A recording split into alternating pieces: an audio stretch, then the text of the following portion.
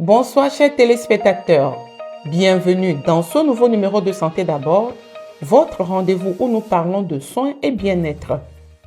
Ce soir, nous nous intéressons à la contraception.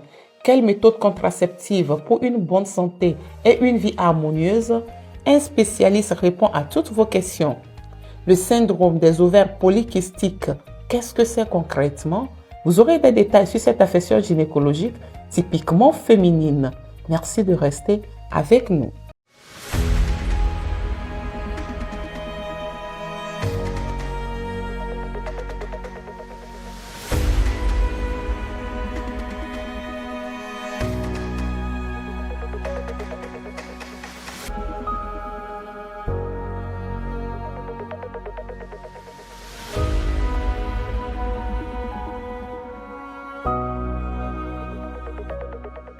Les otites sont des infections des cavités de l'oreille.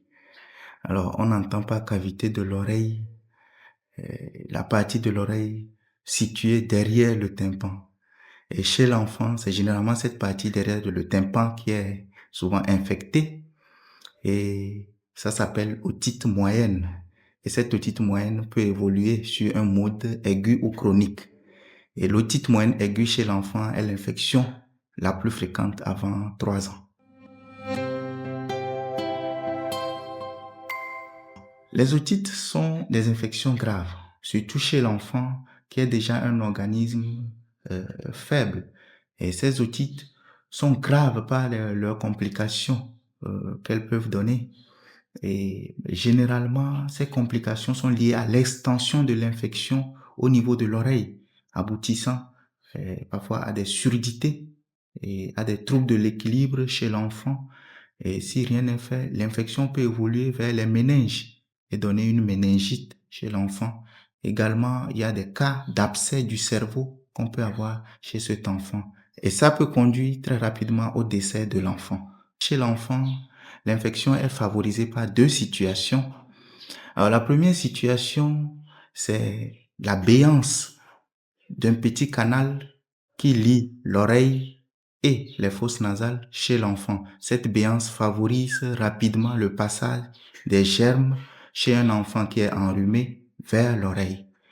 Et la deuxième situation, c'est le défaut d'air dans l'oreille. Le mauvais port du bébé peut entraîner le passage du lait maternel dans l'oreille de l'enfant. L'hypertrophie des végétations adénoïdes, la fumée de la cigarette et la poussière irritent également certains enfants qui sont surtout allergiques. La fièvre est un symptôme fondamental dans les otites. Des pleurs inexpliquées, un refus de s'alimenter, les vomissements, la diarrhée, et également ce sont des enfants très irritables. Des fois, certains enfants passent rapidement leurs mains à l'oreille. Donc, ça peut constituer un signe qui doit alerter le parent pour les consulter. L'environnement de l'enfant doit être propre. Et également, les parents doivent éviter d'exposer ces enfants aux irritants. Et également, il y a la vaccination. Et dans le programme élargi de vaccination au Togo, les germes le plus souvent en cause des otites sont pris en compte dans ce programme. Donc, il est bien de faire vacciner les enfants. Donc, il faudra que les mamans apprennent à bien porter l'enfant, donc qui tète pour éviter que le lait ne passe dans les oreilles des enfants. L'utilisation des biberons entraîne le plus souvent ce qu'on appelle une dysfonction des trompes de l'oreille, ce qui peut favoriser les otites chez l'enfant. Donc, il faut apprendre à l'enfant à boire au gobelet et éviter l'utilisation accrue des biberons. De simples lavages du nez, il faut apprendre à l'enfant à bien se moucher. Et il faut éviter donc cette façon qu'on a souvent de vouloir nettoyer les oreilles des enfants. Ce n'est pas une bonne chose. Parce que vouloir nettoyer les oreilles de l'enfant avec les cotons-tiges, ça fragilise l'oreille. Devant tout symptôme, même qui paraît négligeable pour un parent, il faut consulter parce que tous les symptômes banals peuvent être dus à à une otite chez un enfant.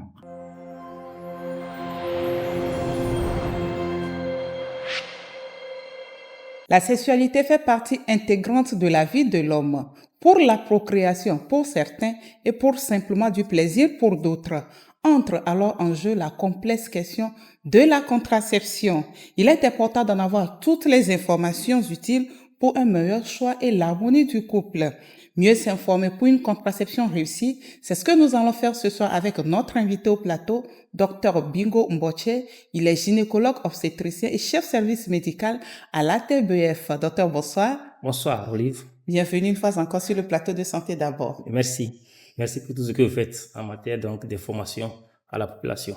Merci beaucoup.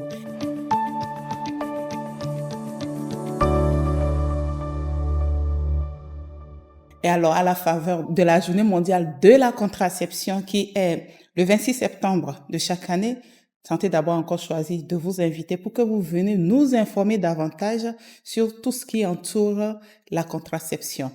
Merci beaucoup pour l'invitation. Ça serait vraiment une belle émission pour partager avec vous toutes les informations concernant, n'est-ce pas, la contraception. Avec nous et avec nos téléspectateurs.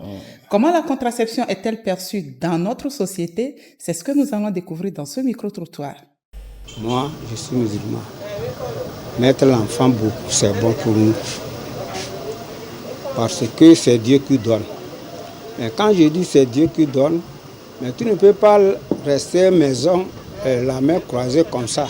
Mais tu vas travailler, puis tu vas mettre les enfants au moins seulement. En cas de qu'est-ce qu'il y a d'autres là qui disent que moi je veux un ou deux. En tout cas, ce n'est pas bon. Un, deux là, ce n'est pas bon. En cas de qu'est-ce qu'il y a? Il y a la mort. Tu vas mourir. Il y a d'autres qui disent que même son père l'a parlé qu'il ne faut pas qu'il mette les enfants aux morts. Nous. Non. Moi, je veux les enfants, nous les musulmans. Si je parle comme ça, ce n'est pas moi seul, tous les musulmans. Tu vas voir dire qu'il va mettre un enfant de 3, c'est faux. À moi de les pimi. Ok. Pourquoi Amodo va bien que au joie, au bébé du doka. Et bien du gogoli. Le second, et puis doka bien du gogoli non. N'est qu'à mon bébé du doka, bien du gogoli non. À côté de la namo, ma ou benouana, qui est tobe, nous que les amianti quoi, amianton les aveux ni avec. À tika le blanc la mentigere. Amodo le nuit, qui est sogodoa, on va le pauvre, nous que mauna ya yunga va le pauvre, ne peut pas.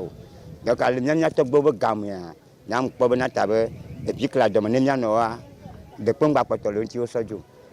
On laisse comme ça. Bon, les filles qui m'ont mis les filles bien, m'y dit, mais bureau, au Sobebi, pas sur le Joe. On avait un piqué, ma ou son nez, nous tout quelqu'un. A ti que wa mu hio.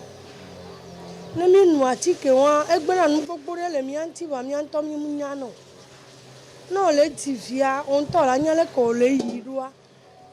Le se mi a. Ne zadua mi anyale ke mi la odo e mi me via ke le kwa mi anyale ke mi la odo ye mi ma za tike o kaka mi la ji mi be vi ovo mi le se mi a ne won to obena ya za tike a ya de mo le vi me nya ko e mo de le vi me on to ko to vi jijia pereka nya mana to nye be example kenyam to vijichia nenyam jivi egbele kia eipere kaka ngwenye kusore minato nonome aji nonome wanji kaka pere kala gbava ve alo tola va la fofua e ajinto ole semera donc nenyi be o desron ole ola nyale kola no yidua dodonu ni so ava pa kai yon so ava pa pali besi agbe eso nene ao omi na neno anyale kola no zorwa ta more de le vient ba ti kanya ye munu iponto cha kaka ma ba conseiller amede be ame anenu amedele par exemple mi ku do mi san le pamonu a ki ame anu ne ba ti kia e son le si vile si e via me voji ke pratique wan e doit bien e le ji sam ba jivio problème va do kun so do bebe ne jo traitement be va lo kaka kan boye ho fu baba va ne. Donc, nous, le mode de vie, nous n'y exemple, moi de devient un avait des vieux vona, à chichi. Il y avait coco à tic café à des mois de vie. Et de parler que Mikudo, une chose que nous avons entendu pour ce que les miens sont allés, non, mais qu'il est. Exemple, il y a vu tout le monde, elle a 11 ans. Il y a que 12 ans, madame. Elle veut quoi? Elle a 7 ans. Imaginez, les gens m'a divisé, m'a divisé, 11 ans, m'a divisé, 11 ans, m'a divisé. Alors, avec les 7 ans, 11 ans, m'a divisé, bon, mi le dou, mi le dou. Mi anto ejibe, mi avo, mi ado. Me kabe abu, mi ado. La va mi ado abu. Et de parler que mi ato mi, mais quand mi propose le nyano no domero. Et nabe mi a demande de vie, mais nyamo mi azan tiko, mi nyamo mi ado abu chon. Voilà va bena. Et de parler que une chose bonne normal, on n'a pas organisé mais la va ben. Ah, ne nyamo mi ado abu, kabe ati demande de vie mi a. Mi ato mi la gwe. La va ba abu do mando chan.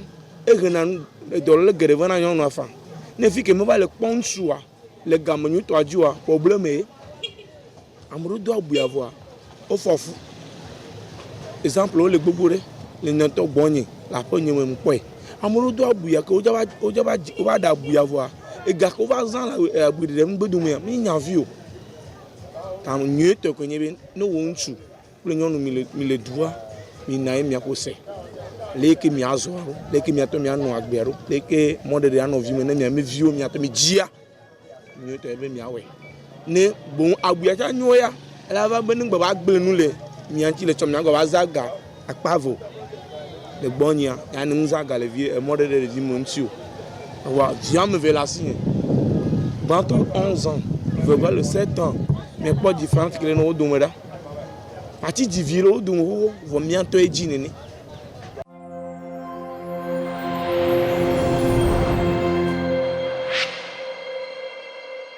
Chers téléspectateurs, nous sommes de retour au plateau. Docteur, les points de vue sont divergents au sein de la population. Pour certains, oui, pour la contraception, pour d'autres, non. Alors, quelle est votre réaction? Effectivement, j'ai suivi l'élément. Les points donc, de vue sont divergents. Et je dis que la contraception est une bonne chose. Moi, je le dis comme ça. Puisqu'il faut noter que lorsqu'un couple n'utilise pas donc de méthodes contraceptives, il peut arriver ce couple n'arrive pas à contrôler, n'est-ce pas, sa fertilité. Donc c'est pourquoi dans une mesure non négligeable, il est quand même important de pouvoir utiliser ces méthodes-là, ces mesures, pour éviter des grossesses surprises. C'est vrai qu'il y a un donc de ces éléments, un de ces participants qui a dit quelque chose concernant le fait qu'après l'accouchement, elle attend pendant longtemps avant donc la reprise de la sexualité. Ça aussi, c'est pouvoir se connaître et arriver à se contrôler.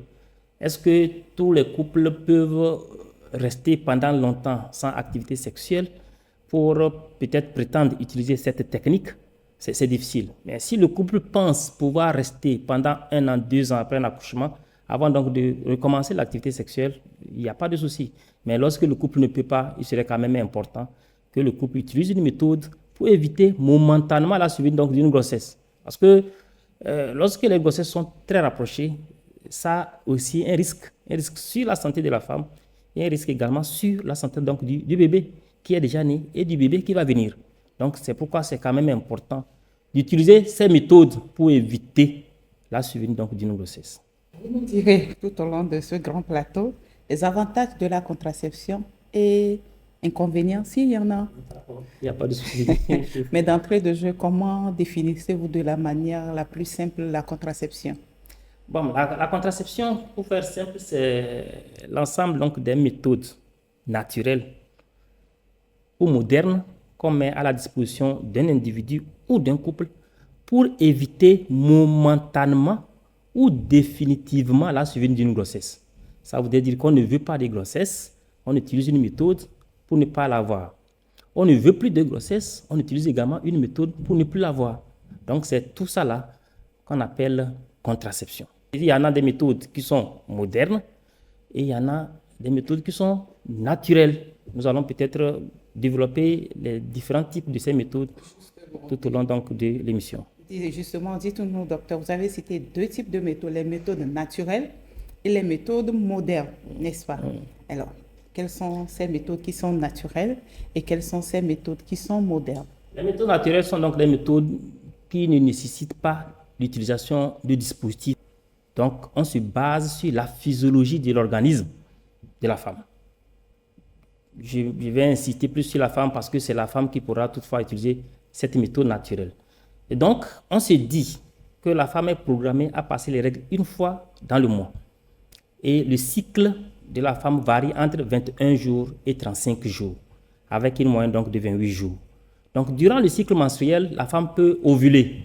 Donc, il va pondre l'ovule, que nous appelons dans notre jargon l'ovocyte. Donc, la méthode naturelle voudrait quoi? Voudrait qu'on puisse analyser le cycle de la femme et se dire qu'à partir de cet instant, la femme peut être dans la période d'ovulation. Et durant la période d'ovulation, on évite les rapports sexuels. Ou du moins, si on veut aller à la pratique sexuelle, que cette pratique soit protégée.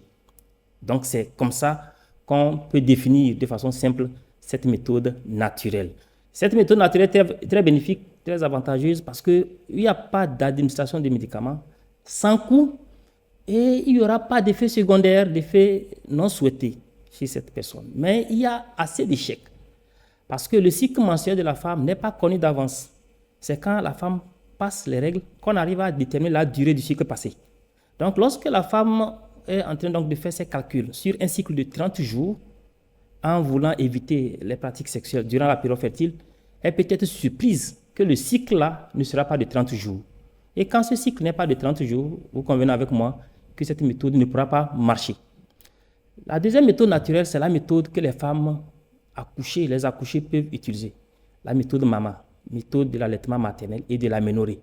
Une femme, après accouchement, lorsqu'elle allaite correctement son bébé, de jour comme de nuit, sans ajouter d'alimentation ou bien d'autres aliments à l'alimentation donc de son enfant, elle peut être protégée d'une grossesse durant les 6 premiers mois.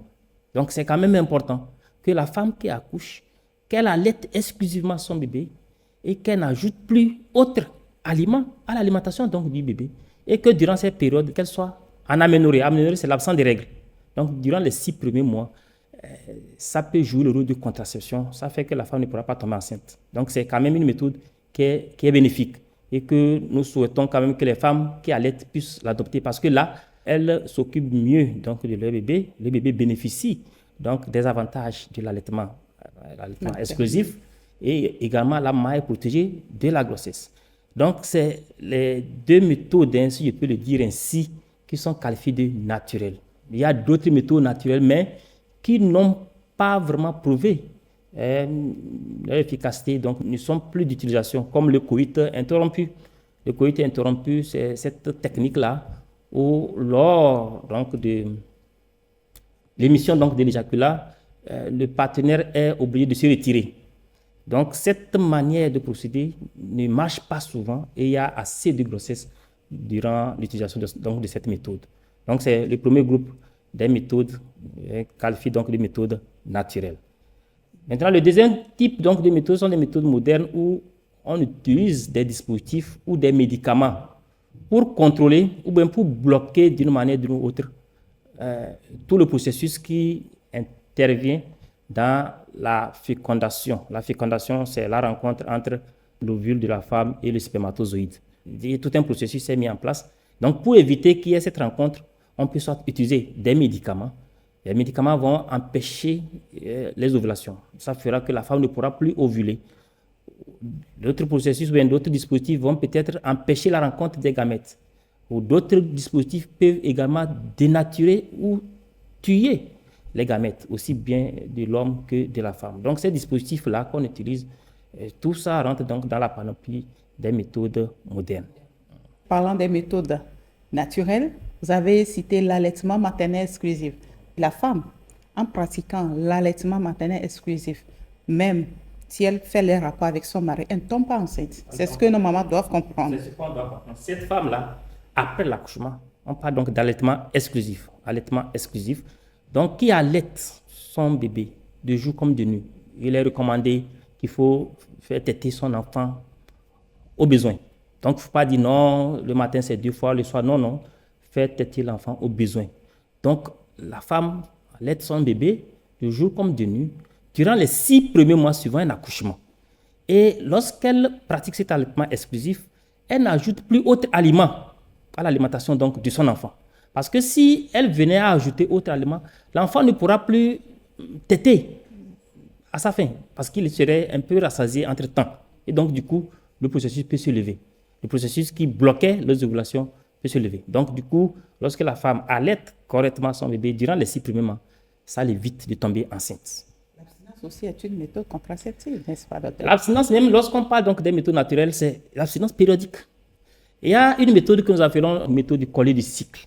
Et cette méthode, on se base sur un collier.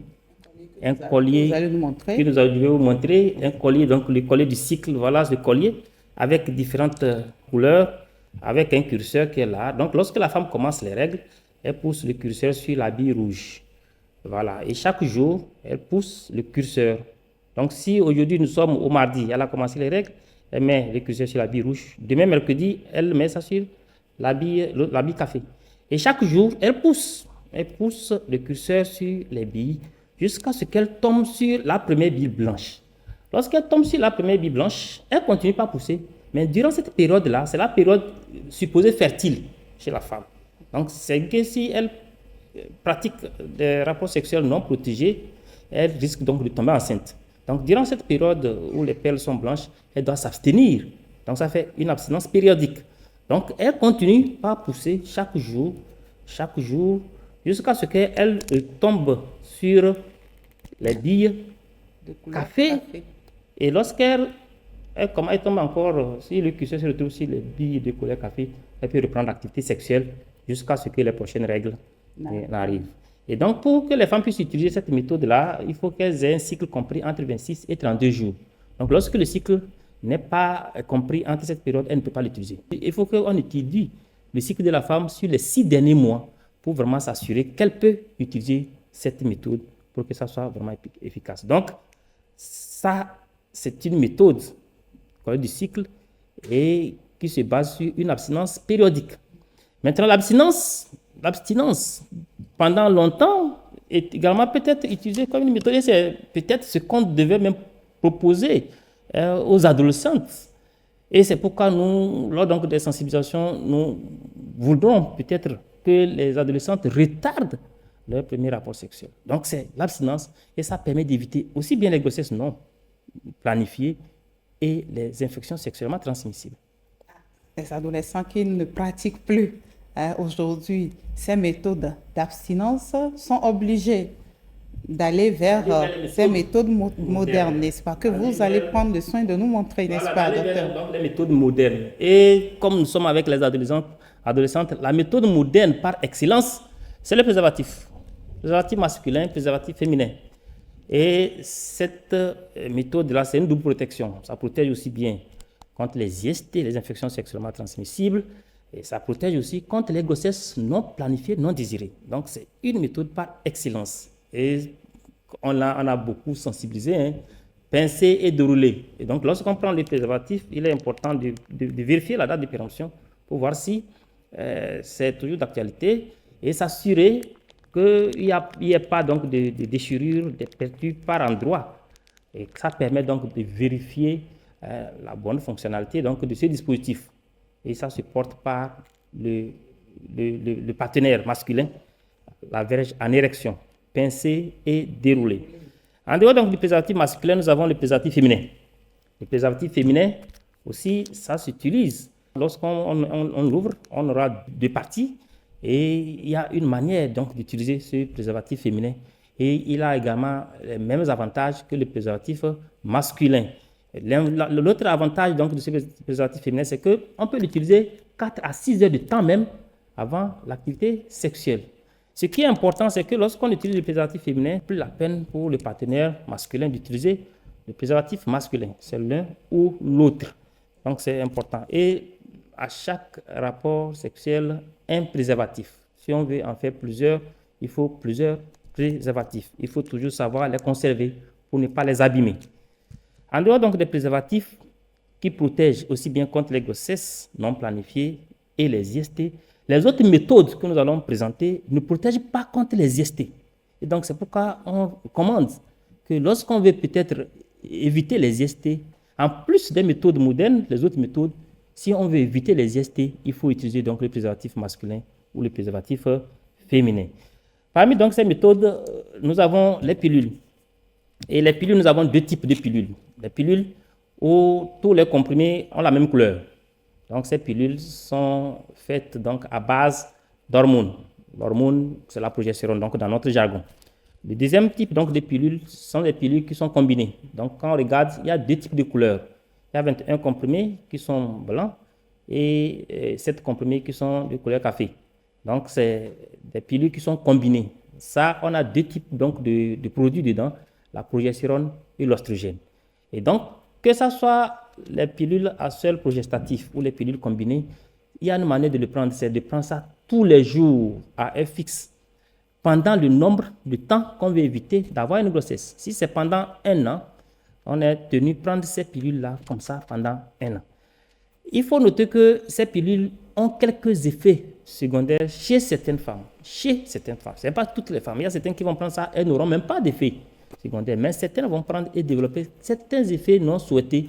Entre autres, les maux de tête. Les maux de tête, c'est pour quelques jours. C'est le temps que le médicament s'adapte à l'organisme donc, de la femme. Pendant quelques jours. Pour d'autres également, c'est qu'elles peuvent ne plus passer des règles. Et le fait de ne pas passer les règles n'est pas mauvais en soi. Parce que ce n'est pas parce que la femme passe les règles qu'elle est en bonne santé. Les règles, la femme a besoin donc des règles pour faire des enfants. Donc, lorsqu'elle prend les produits et qu'elle ne passe pas les règles, ce n'est pas mauvais. C'est le médicament qui est à la base de cette absence de règles. Pour certaines femmes aussi, on peut constater, elles peuvent retrouver des douleurs au sein. Et c'est passager. C'est pour quelques semaines, ça va passer. Pour d'autres également, c'est des petits saignements. En tous les cas, lorsqu'on a un effet indésirable qui n'est pas vraiment accepté, il est préférable donc de retourner dans la formation sanitaire pour qu'on puisse voir qu'est-ce qu'on peut faire pour corriger ces effets indésirables. Ça, c'est les méthodes, les pilules. En dehors donc des pilules, nous avons les injectables. Les injectables, nous en avons deux types au jour d'aujourd'hui. Au Togo, nous avons ce dispositif-là qu'on appelle le Sayana Press. Le Sayana Press, ça c'est fait à base d'une hormone et on l'injecte au niveau donc du détoïde ici. Soi-même. On peut l'injecter. Le produit est conçu de telle sorte qu'il puisse être utilisé par la femme elle-même. Et je pense que c'est la sensibilisation là que nous sommes en train de faire. Au lieu que la femme vienne attendre pendant longtemps pour bénéficier donc de cette administration, après la première injection, le prestataire l'enseigne comment s'auto-injecter. Et elle peut continuer les autres injections au rendez-vous. Donc les effets secondaires, c'est presque les mêmes que ce que je venais donc de décrire pour les pilules, puisque cette méthode également est faite à base d'hormones. Donc la durée d'action est de 3 mois. Donc si on veut éviter la grossesse, après chaque 3 mois, il faut renouveler l'injection durant la période qu'on veut éviter la grossesse. Donc son équivalent, c'est le dépôt Provera. Voilà, ça c'est avec la seringue. Il y a le produit, la seringue sert donc de prendre le produit et injecter. Ça se fait aussi par voie injectable. C'est le même médicament. Mais ça, la femme ne peut pas s'auto-administrer. Voilà, c'est ça que nous appelons le dépôt Provera. La durée d'action également est de 3 mois. Donc, même effet que le Sayana Press.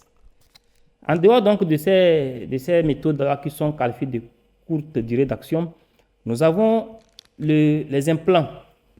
Les implants, on a deux types. On a le Jadel, le Jadel où il y a des capsules. Donc on insère avec un dispositif au niveau donc du bras que la femme n'utilise pas souvent. Souvent c'est le bras gauche. Donc pour certains, si elle est gauchère, donc on insère ça au niveau donc du bras droit. Et la durée d'action est de 5 ans. On ne dit pas qu'il faut rester pendant les 5 ans. Si au bout d'1 an ou 2 ans, la femme désire avoir d'autres enfants, on peut retirer donc les capsules et elle peut tomber enceinte le cycle suivant. Donc, la durée d'action, 5 ans. Et pour le faire, on anesthésie la partie. On prend toutes les dispositions avant donc d'insérer ces implants-là qu'on nous appelons Jadel. L'autre, c'est un autre type d'implant que nous appelons donc l'implano. Et la durée d'action, c'est de 3 ans. Et là, ce n'est plus 2 au bras.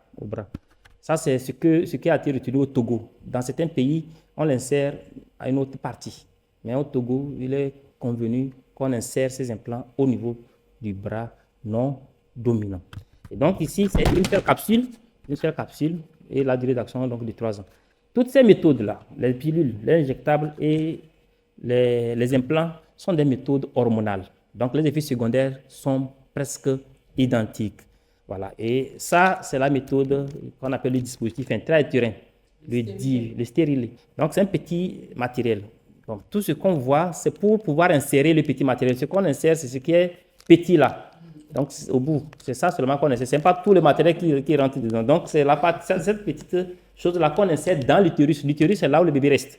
Donc quand on insère le dispositif intra-utérin dans l'utérus, c'est que ça tue les spermatozoïdes au passage. Donc ça fait qu'il n'y aura pas de rencontre entre les spermatozoïdes et l'ovocyte.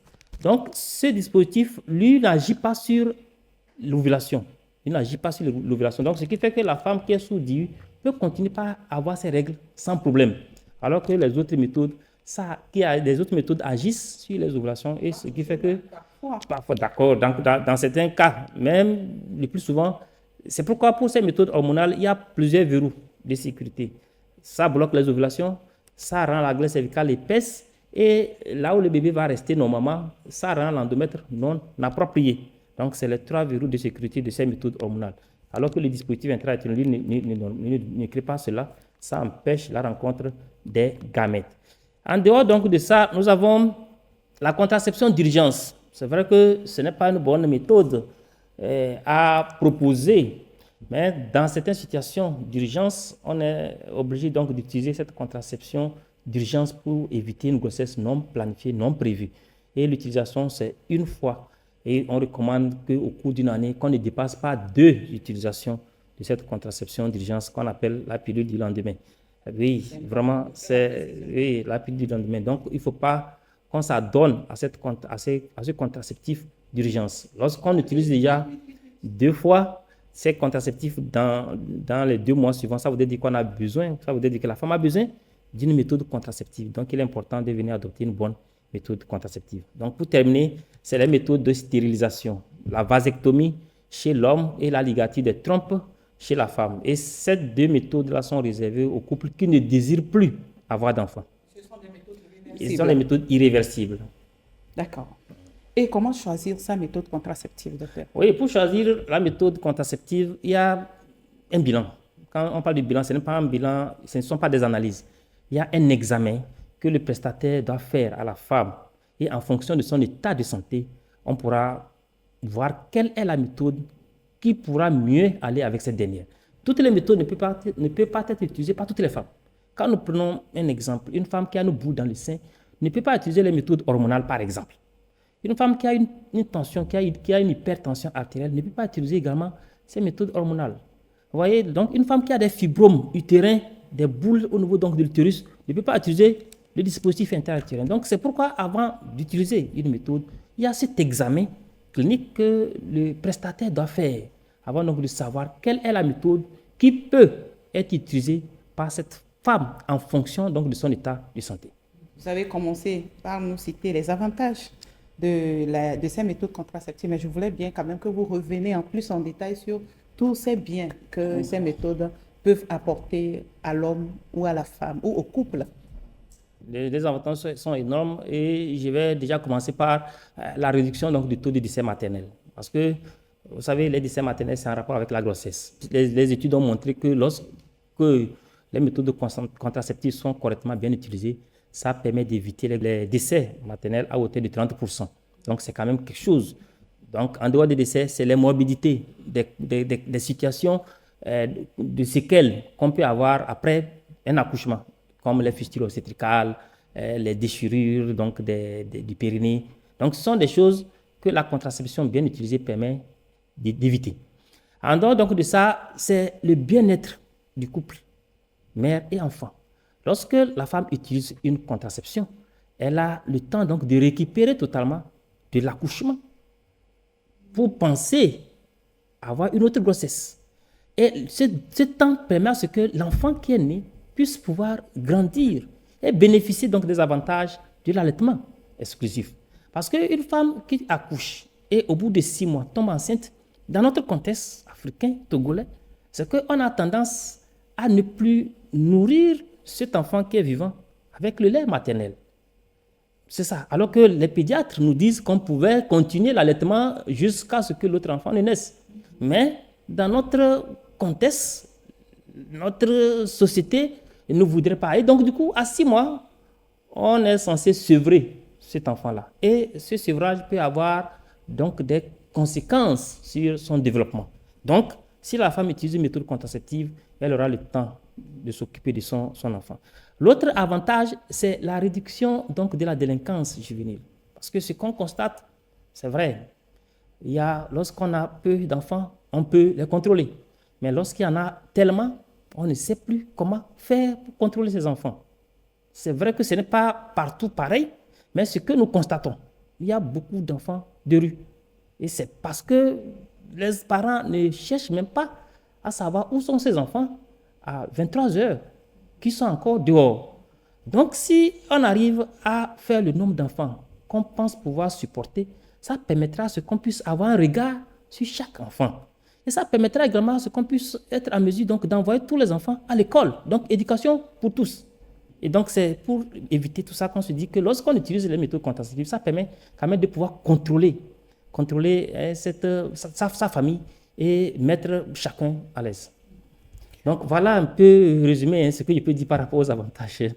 Vous nous avez cité quelques inconvénients liés à ces méthodes contraceptives, des petits saignements par là, des petits inconforts, à part tout ce que vous venez de nous dire. Des inconforts, comme je le répète aussi, ce n'est pas chez toutes les femmes qu'on retrouve cela. Il y a certaines femmes qui utilisent ces méthodes hormonales et n'ont rien.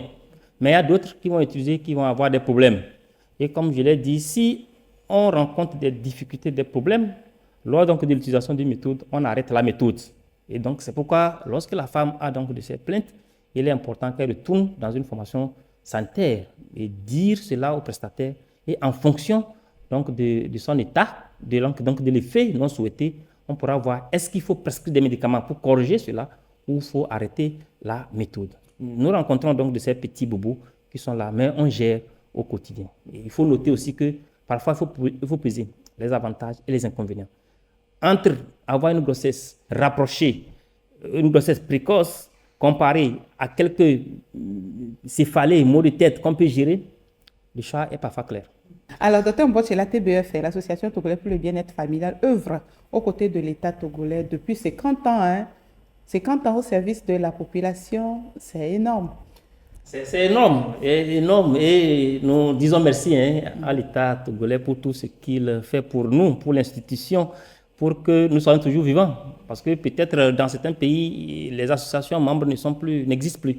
Donc c'est grâce à l'appui de l'État et des partenaires que la TBF fête ses 50 ans cette année.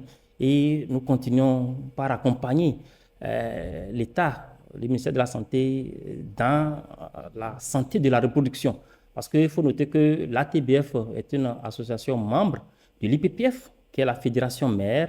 Et la vision donc, de cette institution mère, c'est comment faire pour que les services de santé sexuelle et de la reproduction soient vraiment garantis au sein donc, des différents pays. Donc c'est en ce sens que nous menons plusieurs actions, plusieurs activités pour vraiment mettre tout ce qui est santé de la reproduction au bénéfice de la population. Depuis 50 ans, vous avez des chiffres à ce qui concerne le taux de contraception au Togo, n'est-ce pas?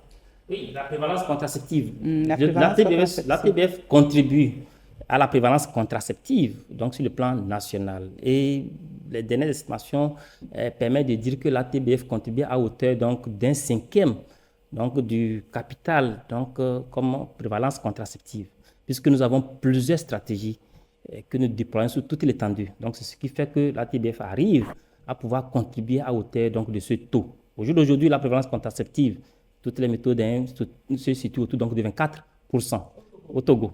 Et les études, c'est vrai, ça c'est des estimations que nous avons et nous espérons que l'étude démographique de santé au Togo viendra confirmer ce taux.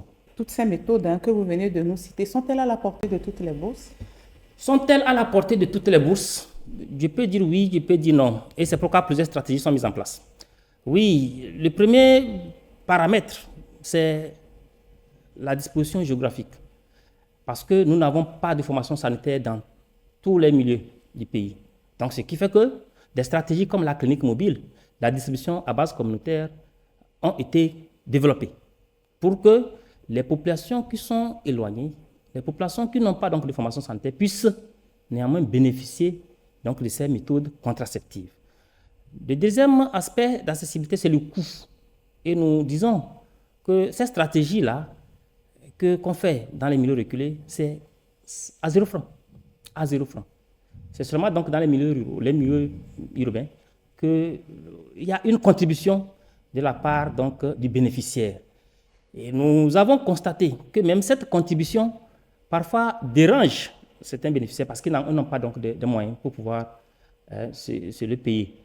Donc, lors des journées portes ouvertes, on constate que les femmes sortent beaucoup pour bénéficier donc de ces services. Donc, ce qui serait également important, c'est par rapport aux jeunes, de voir si on peut peut-être subventionner l'utilisation donc de ces méthodes contraceptives aux adolescents, aux jeunes. Pourquoi pas aller même jusqu'à la gratuité. Ouais. Donc, ça serait vraiment quelque chose qu'il faut saluer. Et je rappelle au passage que pour les adolescents, l'idéal, c'était de retarder le premier rapport sexuel. Ou encore l'utilisation donc des préservatifs masculins ou féminins. Mais si l'adolescent, le jeune n'arrive pas à pouvoir le faire, il est important qu'il puisse utiliser des méthodes contraceptives pour éviter des grossesses non prévues qui sont souvent cause donc des avortements clandestins dans notre contexte qui continuent par tuer nos jeunes filles, nos jeunes sœurs. Dans les offres de services que vous proposez à la population, est-ce que vous prenez des dispositions également pour les personnes en situation de handicap? Oui, nous avons des dispositions par rapport à la femme dans toute sa diversité, y compris donc des femmes en situation donc de handicap. Et c'est pourquoi quand nous prenons l'institution, la TBF, il y a des partenariats qui sont créés entre l'institution et ces groupes de personnes en situation de handicap. Et de façon périodique, on organise donc des actions à l'endroit donc de ces populations. Alors, docteur, parlons maintenant de l'efficacité de toutes ces méthodes. Ces méthodes sont-elles efficaces à 100%? Les méthodes contraceptives, avant qu'elles ne soient mises sur le marché, ont suivi plusieurs étapes. Et l'efficacité est l'une donc des qualités des méthodes contraceptives. Donc les méthodes modernes sont très efficaces à hauteur de 99%, pas 100%. Donc il y a une proportion, on peut se retrouver donc dans des situations de grossesse. L'autre chose qu'il ne faut pas perdre de vue, c'est qu'il y a certains médicaments qui diminuent l'efficacité des méthodes contraceptives. Donc lorsque la femme est sous un traitement et qui ne dit pas, elle utilise les méthodes modernes, les méthodes hormonales, l'efficacité donc de la méthode contraceptive peut être diminuée et elle peut tomber enceinte. L'autre chose, c'est par rapport au dispositif intra-utérin. Il y a une technique pour bien insérer. Lorsque ce n'est pas correctement bien inséré, il peut arriver que la femme tombe enceinte sous cette méthode. Donc, hormis ces petits éléments qui peuvent aller me permettre donc de dire qu'il y a échec, les méthodes contraceptives sont très efficaces. Les modernes. Mais les naturelles, attention. Donc, on peut estimer ça à quel pourcentage? Pour les méthodes modernes, l'efficacité est à 99% environ. Même pour les naturels, l'efficacité est autour de 80%. Donc, il y a 20% d'échecs. Pour apprécier l'efficacité d'une méthode, c'est qu'on soumet 100 femmes à la méthode et on va étudier le comportement, on va voir combien de grossesses vont survenir durant la première année d'utilisation. Donc, lorsqu'on prend les méthodes modernes, on prend le dispositif intra-utérin où ça dépasse même 99%, c'est 99,7%. Donc, ça veut dire que si on prend 100 femmes, il y aura environ 0,3 femmes. Donc, vous convenez avec moi qu'il faut environ 300 femmes avant donc de retrouver un cas de grossesse. Donc, c'est vraiment efficace. Ce que vous amène à confirmer les 99%? 89% d'efficacité de ces méthodes. Pour la TBF, c'est 50 ans d'engagement au service de la population, 50 ans de travail acharné aux côtés de l'État. Des défis, il en reste toujours à relever, n'est-ce pas? Oui, les défis sont énormes. Surtout en ce qui concerne les offres de soins liées à la contraception. Oui, les défis sont énormes. Le premier défi, c'est que la prévalence contraceptive reste faible. 24%, on aimerait être autour donc de 50-70%. Donc, on voudrait que la TBF puisse contribuer aussi à une hauteur non négligeable pour qu'au niveau national, qu'on soit à ce taux-là. Donc, les défis restent par rapport à l'offre donc, de ces services de contraception. Et pour pouvoir le faire, c'est qu'il faut qu'on ait plusieurs cliniques mobiles. Au jour d'aujourd'hui, nous n'avons seulement que 2 cliniques mobiles et je pense que ce n'est pas suffisant. Donc, il faut qu'on ait plusieurs cliniques mobiles pour aller encore donc, dans les milieux où la clinique mobile ne se trouve pas au jour d'aujourd'hui. L'autre chose aussi, c'est la distribution à base communautaire. Former beaucoup d'agents de santé communautaires pour continuer par pouvoir offrir ces services donc, dans ces milieux. Donc ça, c'est par rapport à la contraception. Ça. Maintenant, les autres aspects de la santé de la reproduction, c'est entre autres la santé de la mère et de l'enfant. Oui, nous faisons des accouchements, des césariennes, mais au niveau de l'institution, nous n'avons pas encore de local. Nous n'avons pas encore de local. 50 ans et nous sommes toujours en location. Vous voyez qu'il y a quand même ce défi énorme et c'est un lobbying que nous faisons pour que l'État puisse nous accompagner dans ce sens, pour qu'on puisse avoir un local propre à l'institution pour les actions qui vont, n'est-ce pas, dans l'amélioration de la santé de la population togolaise. Ça, c'est également un défi énorme que nous pensons que les années à venir, la TBF pourra combler. Nous espérons que ces défis seront relevés pour le bien de nous tous. Docteur, nous clôturons ainsi cette première partie de notre plateau de ce soir. Quel est ce dernier message que vous avez à l'endroit de nos chers téléspectateurs en ce qui concerne la contraception? Les méthodes contraceptives ne sont pas imposées à la population. C'est en fonction des besoins de la population que cette dernière va opter pour les méthodes contraceptives. Nous, en tant que prestataires, nous savons que ces méthodes sont très efficaces au vu donc, des situations que nous vivons au quotidien. Et donc, il est important pour ceux-là qui veulent éviter momentanément une grossesse, ceux qui veulent retarder leur première grossesse, il est important qu'ils se rendent donc dans une formation sanitaire pour en bénéficier de sa méthode contraceptive. Lorsqu'il y a des problèmes lors de l'utilisation de la méthode, il est important que la personne revienne dans la formation sanitaire, expliquer le problème et avec le prestataire, ils verront ensemble comment faire pour soit arrêter l'utilisation de la méthode ou peut-être corriger les effets indésirables. On peut dire que bongo ajapoa kenyama. Dedans que joke kala lentobar TVT tellen ba bordin tellen ipinka bunum puni ndeke bta manka kalpu mala malaya tellen ke li ke mai tellen ke ipimbe unum pu yamal ka banko o nyurbu bo wala ma sampi la ma yuk sam bang le bang ta abon ko nak kalpul kemal obu aka nempi kamel ani ke mai luwa bunya aya kamo akalman kalpul aka ka fumbang le ke aka ka selpul abeke ubun un kamalia kalipwa un ko bun kalamle yam aya kamo ala krewli donc a banke ne noticia a mel do a nempi nga bang luwa nga fla de ubuana a malkia alang man kanke ayo sabun ya alang man kambia bana bungu a mal biya ka ka wijer anya nga ko bebka bu ko kon mo kiskulia suku pa kon kana a mal ka biya wir alang man kete biya mo ko mal ka pram black pran to babombo a kam a mal sim anya nga ka ka non no ti bang maya na no ti biya la tramo a mal ka biya wir ba ba kala mo kiskula nka ko kon gla ka jabo alors que amun ka pompa que tchelambe donc nka dala link joki ya bon diam.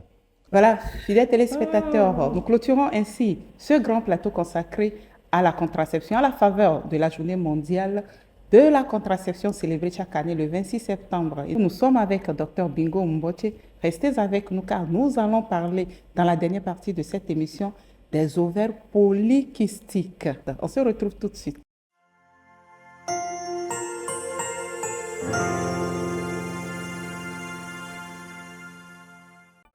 Nous faisons la lumière sur le syndrome des ovaires polykystiques, SOPK.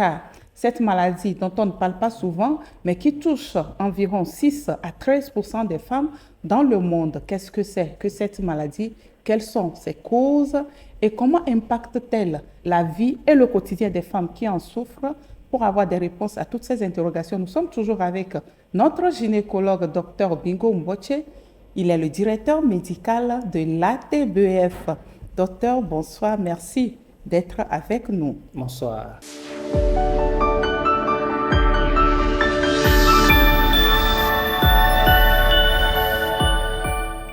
Et dites-nous, le syndrome des ovaires polykystiques, qu'est-ce que c'est? Comment comprendre cela? Les ovaires, le syndrome donc des ovaires micropolykystiques, comment comprendre ça? Avant donc de comprendre, il faut qu'on puisse dire un mot sur ce que c'est que les ovaires.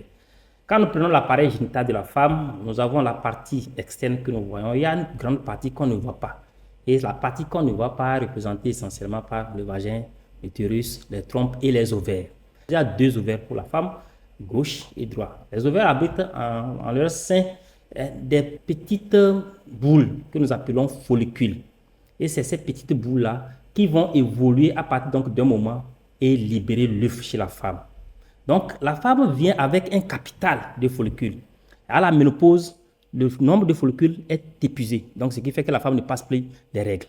Donc, pour passer les règles, il y a tout un processus qui se met en place. Le processus fait que les follicules-là, qui sont au niveau donc des ovaires, ont une taille de 2 à 5 mm. Donc, ces follicules vont grossir au cours donc d'un cycle et atteindre 20 mm. C'est quand ça atteint 20 mm que ça se casse et ça libère l'ovule. Il peut arriver, pour diverses raisons, que les follicules n'atteignent pas 20 mm. Ils vont s'arrêter à 10 mm et ne peuvent plus évoluer. Donc, ce mois, ça va rester à 10 mm. Le mois prochain, 10 mm. Ainsi de suite. Et à un moment donné, on va constater qu'il y a de ces petits kystes-là qui se retrouvent au niveau donc des ovaires. C'est ça qu'on appelle ovaires micropolykystiques. Et le corollaire immédiat, c'est quoi? Puisque la femme, c'est quand elle ovule qu'elle passe les règles. Donc, quand elle n'ovule pas, la conséquence, c'est qu'elle ne va pas passer les règles. Et c'est l'absence des règles qui va peut-être pousser cette femme-là à venir en consultation. Et les investigations vont nous permettre donc de poser le diagnostic du syndrome des ovaires micropolykystiques. Qu'est-ce qui peut amener cette affection? Qu'est-ce qui peut causer? La cause, on ne connaît pas la cause. Donc, c'est ce qui fait que ça devient problématique. La cause, on ne sait pas. On se dit, puisque pour que les follicules puissent grossir, c'est sous la dépendance donc des hormones. Donc, il peut arriver à un moment donné que les hormones qui devaient faciliter la croissance des follicules n'arrivent plus à le faire. Pour quelle raison? On ne sait pas. Et donc, ce qui fait que, on va peut-être le dire par la suite, il n'y a pas un traitement. Parce que du moment qu'on ne connaît pas la cause, c'est difficile de pouvoir traiter. Donc, et c'est là la problématique de cette affection, puisque c'est une affection métabolique, ça aura donc des répercussions ou bien des conséquences à la longue, dont le diabète chez la femme qui porte ces ovaires micropolykystiques. Est-ce que vous recevez beaucoup de femmes qui souffrent de cette affection nous avons des cas. Vous avez vu 6 à 13%. Si vraiment, si on arrive à faire une étude, ça peut peut-être dépasser ce cas-là, ce nombre, ce taux-là. Sinon, il y a des cas. Ça nous embête. Vous voyez, cette femme qui vient, cette femme en chair, sans règles, qui désire une grossesse, oui, qui peut peut-être être gynécologue et ne pas rencontrer ça. Il y en a. Elle est inquiète. Et ça, ça fait notre passion parce que là, il faut voir comment faire pour donner cette grossesse à cette dernière.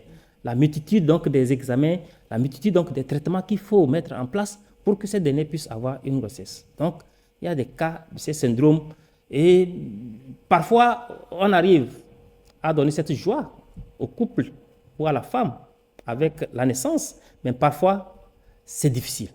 Ça veut dire qu'on peut avoir ce syndrome et avoir des enfants On peut avoir ce syndrome et faire des enfants. Ah, c'est possible. C'est la bonne nouvelle. C'est possible, mais il faut faire un traitement.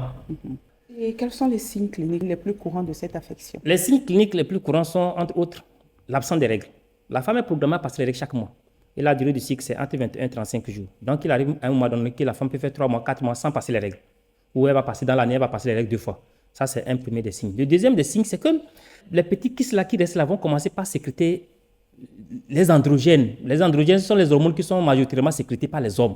Donc, cette femme-là va se mettre à sécréter ces androgènes. Donc, ce qui fait qu'elle va commencer par pousser les poils là où il ne fallait pas. Au niveau du menton, au niveau donc de la poitrine, au niveau donc de la face interne des cuisses. Alors que normalement, la femme ne devait pas avoir les poils là. Donc, c'est ça que nous appelons les signes d'hirsutisme.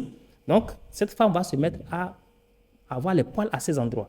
La voix de la femme peut changer. La voix d'une femme, elle est fine. Mais il peut arriver qu'à cause de cette pathologie, la voix deviendra rauque, comme pour un homme. Et la femme qui se développe au niveau du bassin, lorsqu'elle a cette pathologie, on aura tendance à avoir une femme qui se développe au niveau du thorax, au détriment donc du bassin. Donc, vous voyez, quand les hommes, c'est comme ça. Et à l'échographie, on peut retrouver au niveau des ovaires ces petits kystes-là. Ou quand on demande quelques analyses dans le sang, on va constater qu'il y a beaucoup des hormones de l'homme dans le sang de la femme. Donc, c'est ça qui nous permet de dire que nous sommes devant ce syndrome. Donc, la conséquence, c'est l'infertilité. La conséquence, c'est l'infertilité puisqu'elle n'ovule pas. Oui, et donc c'est pourquoi pour la prise en charge, on tient compte de ces paramètres. Est-ce que la femme désire avoir une grossesse ou pas? Si elle désire avoir une grossesse, on ne va plus se mettre à mettre les ovaires au repos. On va rentrer dans le processus donc de la procréation. Mais si elle ne désire pas avoir une grossesse dans le moment où le diagnostic a été fait, on sera obligé donc de mettre cette femme-là sous des médicaments pour mettre les ovaires au repos. Donc, syndrome des ovaires micropolykystiques, la femme n'ovule pas, donc ce n'est pas possible qu'elle tombe enceinte. Et malheureusement, c'est ce que nous constatons, parce que quand l'adolescente ou la jeune fille ne passe pas les règles, elle se dit, Dieu merci, elle ne fait plus de calcul, puisque c'est la méthode des calendriers que les femmes, les jeunes filles aiment utiliser comme méthode. Donc, comme elle ne passe plus les règles, Dieu merci. Alors que c'est ce syndrome-là qui cache, n'est-ce pas, cette absence de règles. Alors, docteur Mboche, si le SOPK n'a pas de cause connue, et on ne peut pas prévenir ce syndrome. On ne peut pas prévenir ce syndrome, mais ce qu'on peut peut-être faire pour soulager un de ses effets, c'est les activités physiques. Parce que, comme je l'ai dit, une femme en chair, donc une femme en bon point, voilà, qui est plus exposée. Donc, il faut faire du sport pour ne pas être tellement en bon point. Donc, le fait de faire le sport, et ça constitue même le premier traitement de cette pathologie. Donc, lorsque la femme s'adonne à une activité physique, elle finira par retrouver la normalité donc, de ses cycles. Agir aussi sur l'alimentation. L'alimentation, bon, quand on dit activité sportive, alimentation, faire tout pour ne pas grossir. Et c'est le dada de toutes les femmes parce que les femmes n'aiment pas trop grossir. Donc, c'est quand même important de continuer donc, sur cette lignée pour éviter cette pathologie. Par rapport à notre syndrome polykystique, c'est de donner quand même espoir à ces femmes. Si vous les traitez, elles peuvent quand même concevoir. Oui, c'est que ce qui est important lorsque le diagnostic est posé, il est important de commencer, lorsqu'on est dans l'option d'avoir un enfant, il faut commencer le processus et il faut aller jusqu'au bout du processus. Parce que quand on commence, on ne va pas jusqu'au bout, on aura tendance à reprendre à chaque fois. Donc, il faut commencer le processus pour avoir gain de cause cet enfant. Merci beaucoup, docteur Mboche. Ce fut un plaisir de partager ces instants santé avec vous. Et je suis sûre que les téléspectateurs aussi ont eu du plaisir à passer du temps avec nous. Et ce sera avec ce même plaisir que nous vous retrouverons mardi prochain pour d'autres questions santé. Je rappelle que nous étions avec le docteur Bingo Mboche. Il est gynécologue obstétricien et chef service médical à l'ATBF. Portez-vous bien. On se retrouve mardi prochain. Bonsoir chez vous.